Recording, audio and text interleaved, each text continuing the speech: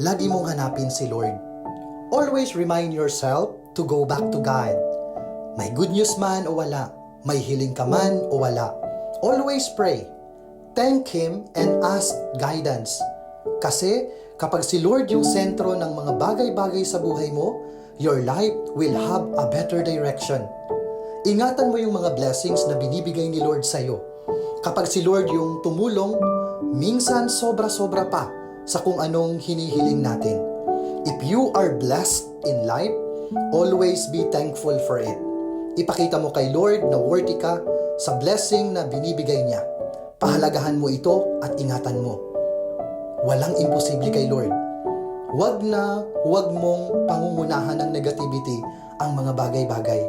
Sipagan mo lang at maniwala ka sa kanyang gawain, hindi pa huli ang lahat.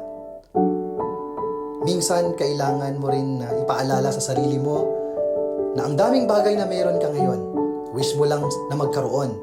Sometimes, masyado na tayong nakapokus sa mga pangarap natin na hindi na natin na-appreciate yung mga blessings na mayroon tayo. Today, pray to God and thank Him for all the blessings that you have received. Lord, salamat sa pagmamahal for all the blessings, material man o hindi. Salamat po.